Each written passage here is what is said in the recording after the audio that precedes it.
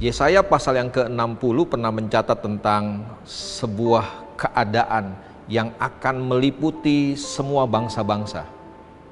Yesaya mencatatnya dengan kegelapan menutupi bangsa-bangsa, bahwa kapan bangsa-bangsa diliputi oleh kegelapan.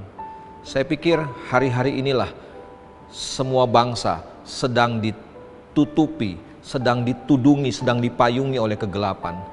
Di mana kita melihat begini, kegelapan terjadi di mana-mana. Kejahatan, dosa semakin bertambah-tambah. Tidak ada bangsa di dunia ini yang terbebas dari kejahatan. Tidak ada satupun bangsa di dalam dunia ini yang bebas dari yang namanya dosa, pelanggaran, kesalahan, penyimpangan, dan lain sebagainya.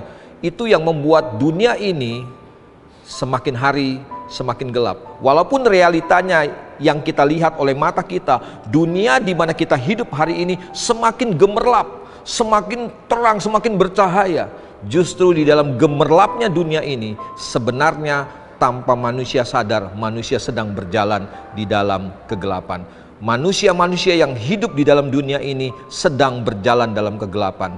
Dan Bapak Ibu Saudara dikasih Tuhan, Tuhan memilih kita, Tuhan memanggil kita untuk menjadi terang bagi dunia ini. Bagaimana caranya? Yesaya pasal 62 ayat yang kedua katakan begini, maka bangsa-bangsa akan melihat kebenaranmu dan semua raja akan melihat kemuliaanmu, dan orang akan menyebut engkau dengan nama baru yang akan ditentukan oleh Tuhan sendiri.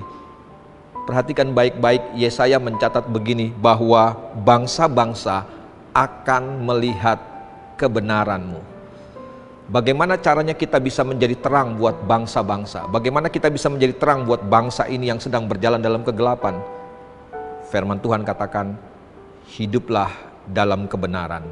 Ketika kita hidup dalam kebenaran, kebenaran kita itu seperti sebuah cahaya yang akan menerangi bangsa ini.